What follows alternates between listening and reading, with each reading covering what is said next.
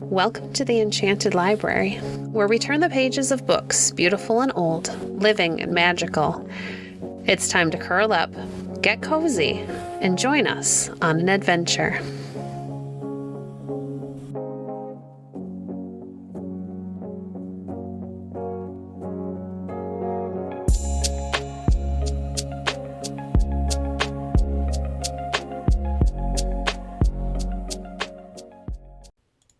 Today we're reading from Yourself and Your House Wonderful by H A Guerber.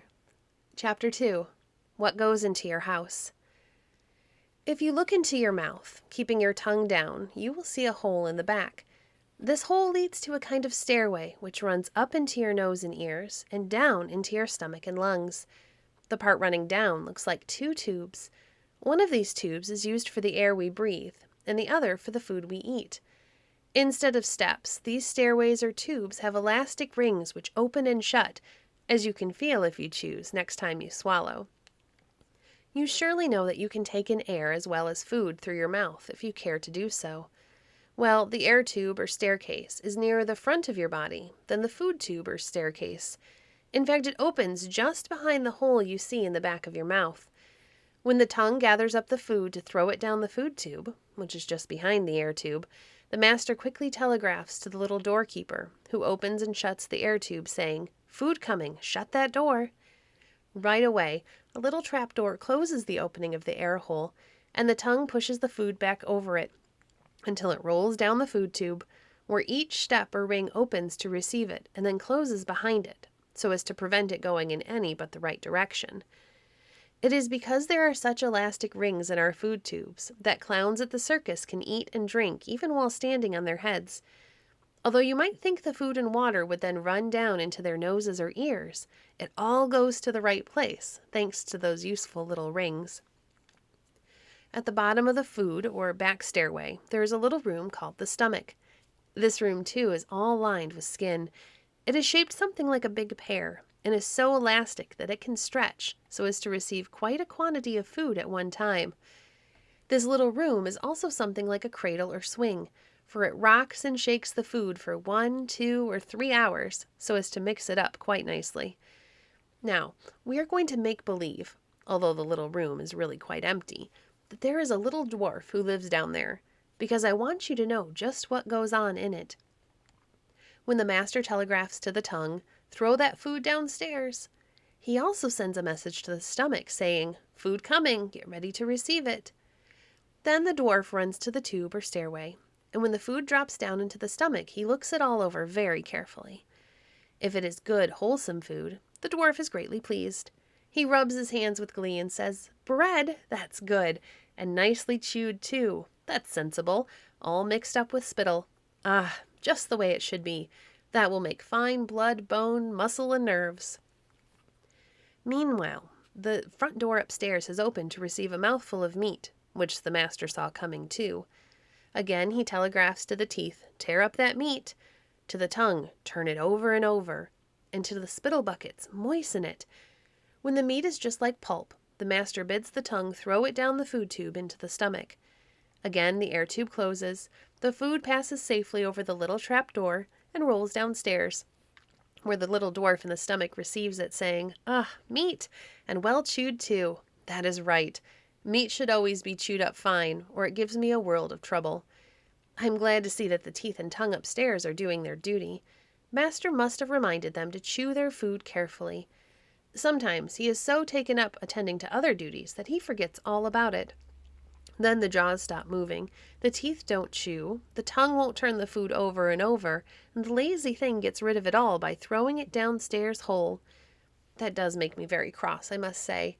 I have no teeth down here to use so as to grind and tear meat to pieces. Then, too, I like to have it well mixed with spittle, because I know it will be much easier to handle and will make so much better building material for this little house." The little dwarf cheerfully receives all the bread, butter, meat, vegetables, milk, water, and dessert that's sent down the tube at meal times, provided it is, as we have said, nicely chewed and well mixed with spittle.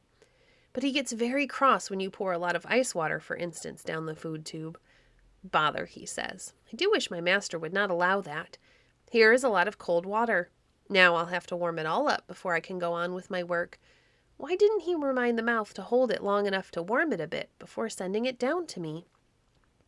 Still, the little dwarf is, after all, such a good, faithful, good-natured servant that however cross he may get, he goes right to work to heat up the cold water. Then, from the sides of the stomach, where there are many little tubes, the dwarf takes a kind of juice, like and yet unlike spittle.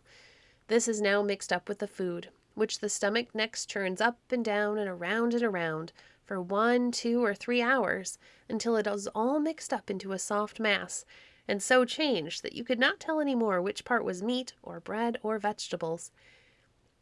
Besides the little tubes which pour juice into the stomach, there are many others who pump up the watery parts of the food after the stomach has churned it, and carry off this material to help make new blood. When the stomach has churned the food for a while, and as soon as any of it is ready to pass on, the dwarf opens a little door at the other end of the stomach and lets the soft food drop down into a big pipe all ready to receive it. You will soon hear more about this pipe and about the food, but now we want to watch the little dwarf. When he has got rid of all the food, he breathes a sigh of relief. He has been working very hard and says, "There, that work is neatly done. Now I must see about making more juice, so that when the next food comes tumbling downstairs, I'll have plenty on hand wherewith to churn it up nicely." The dwarf then sets to work, putting all the little juice buckets in order. Sometimes, when he is thus busy, and before he has had a chance to rest, the master telegraphs again that more food is coming to be taken care of. This makes the poor little dwarf very cross indeed. There are, you know, many children who treat their dwarf just so. They are very greedy, and never eat anything save what they like. These are often things which taste good, but which fill up the stomach, and do not supply much material out of which blood can be made to keep the little house in good repair. This naturally makes the little dwarf very angry indeed, for he knows he is working hard and all in vain. So he growls and grumbles and said, "My master ought to have more sense. Does he think I can make good building material out of nothing but candy, cake, jam, pickles, or other such stuff as that? It is silly as if he expected a builder to use loaves of bread instead of bricks, and taffy instead of mortar. Candy and cake are all right if you only have a little of them, mixed up with the other things, such as milk, eggs, meat, vegetables, fruit, and bread, but they are not much good if you get nothing else, I can assure you." When the little dwarf is really angry, he goes about his work in a sulky, half-hearted way. He does not mix the food up well, and is in a great hurry to get rid of it. Sometimes he is so very cross, growls so much, and makes such a fuss, that it actually gives the master upstairs a bad headache. At other times the dwarf says in disgust, Food that does not make good blood always smells bad after it gets down here.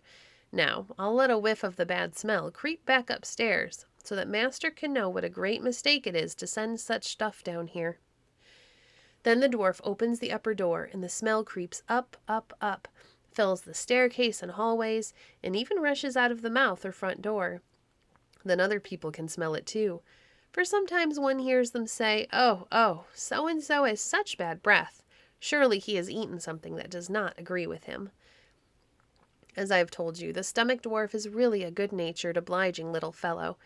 He will put up with much ill treatment for a time, but when he gets very cross and begins to rebel, he can make it very uncomfortable for the master of the house. Once in a great while, too much candy or something else comes tumbling downstairs, which is either very bad for the stomach, or which is more than poor stomach, however elastic, can contain. Then the dwarf gets in a big rage. He stamps about, clenches his fists, and all at once cries out, "I won't stand this any longer."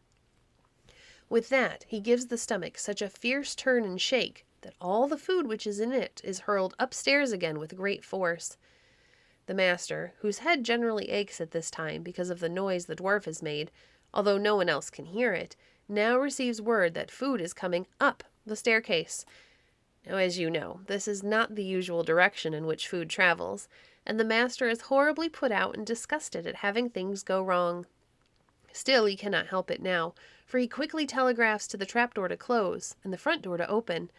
Then the food, which the stomach would not keep, all passes out of the house again. When this happens to a child, people say, "Oh, the poor child is sick at his stomach," or Poor thing, how she vomits! What can be the matter with her? She must be ill.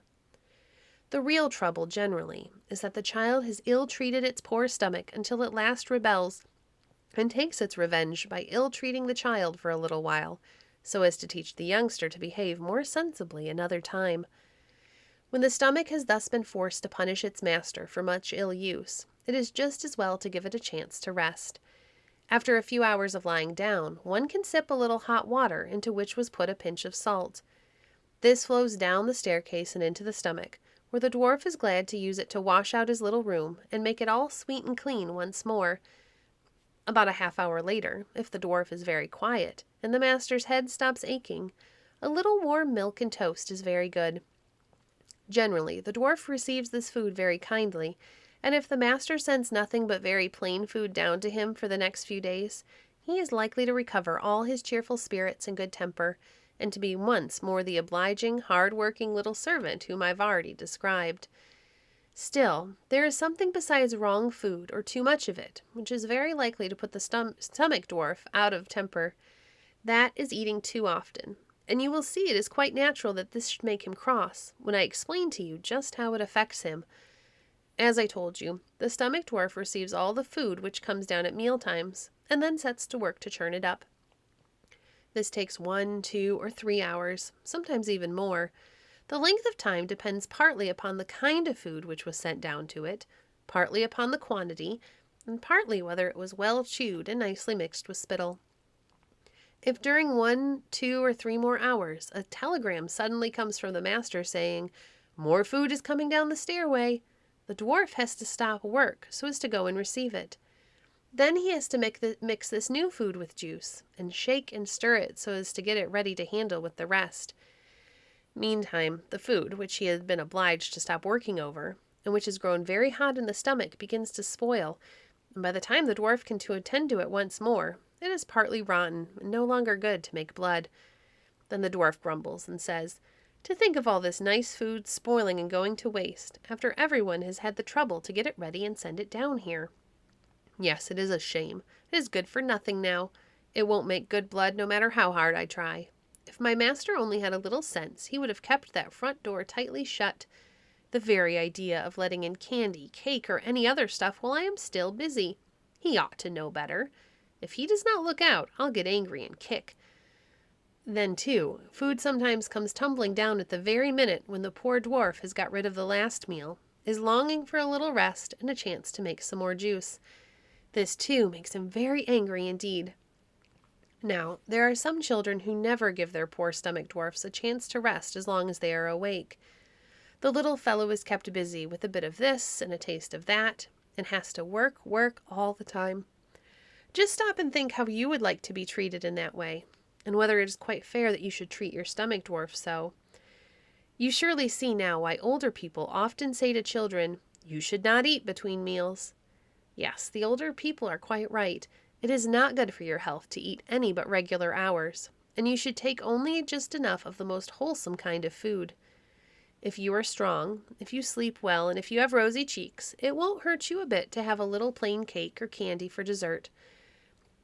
But if you put sweets into your pockets, and all the time between one meal and the next, take a bite now and then, you keep bothering your poor stomach dwarf, and by he will be sure to bother you.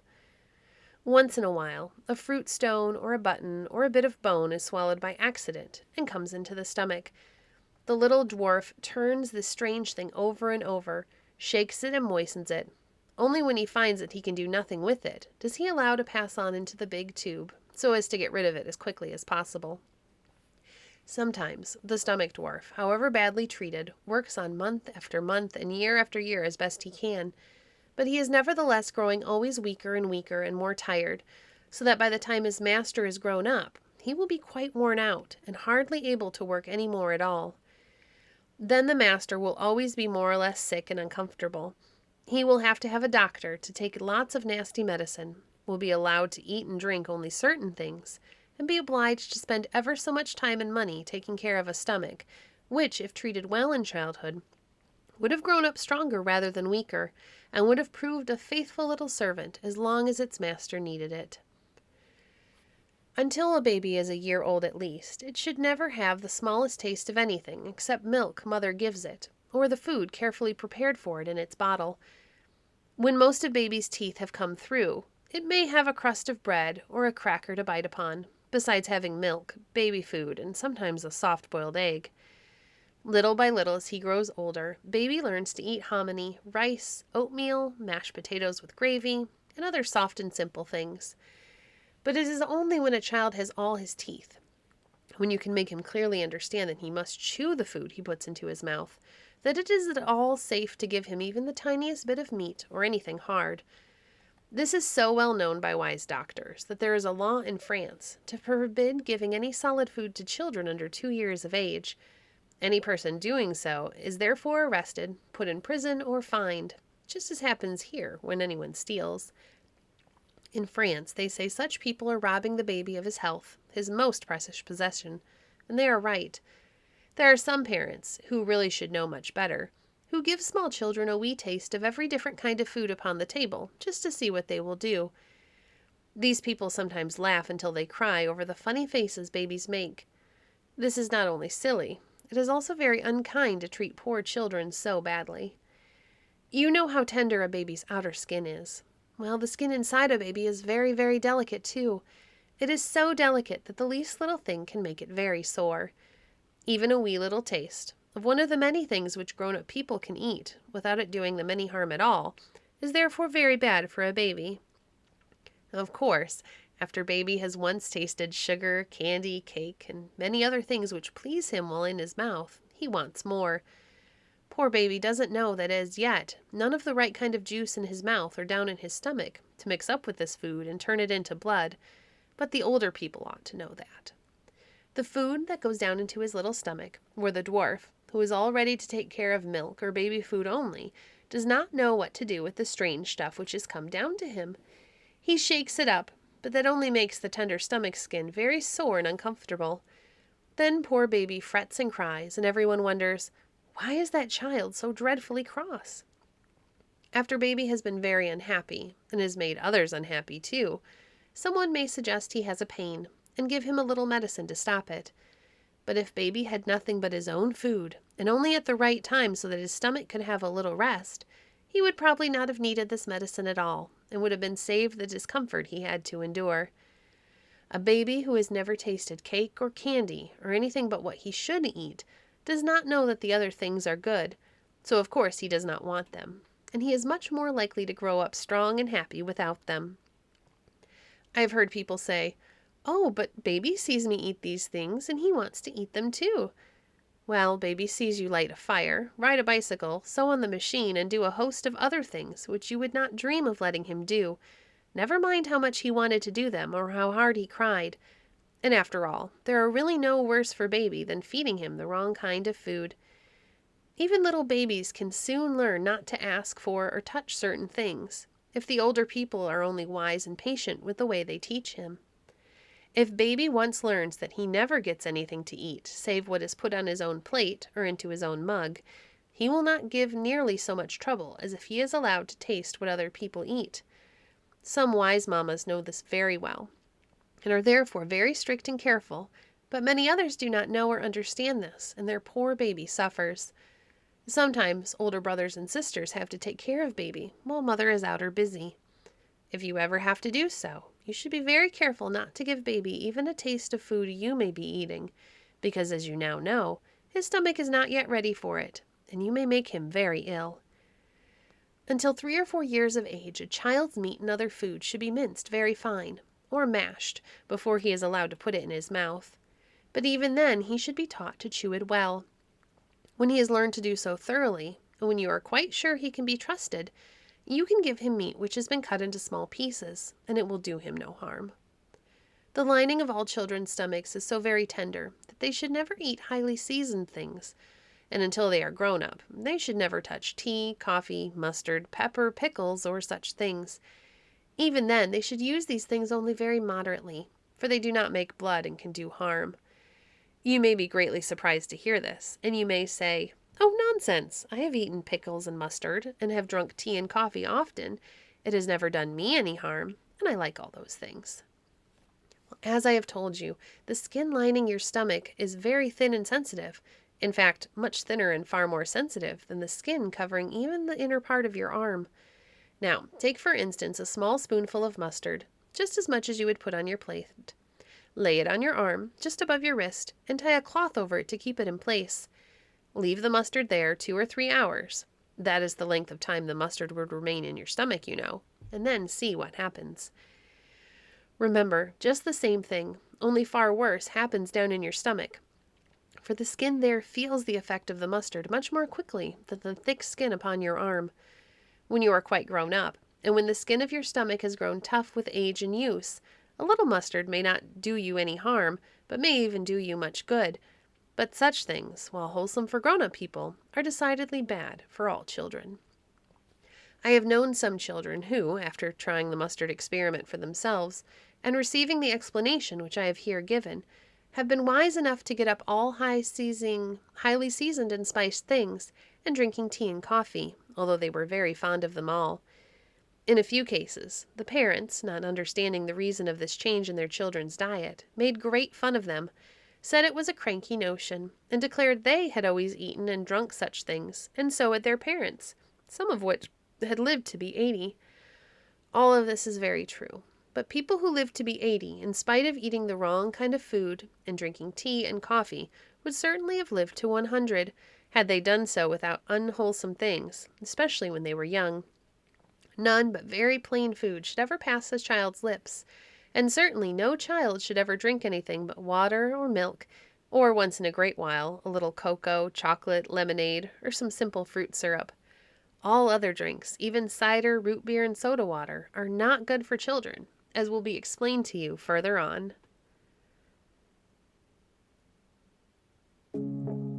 Thank you for joining us today. If you enjoyed today's episode, please leave a review on your favorite podcast platform and share our podcast with a friend. Visit our website at www.enchantedlibrary.net to see our past books or to connect with us on Facebook.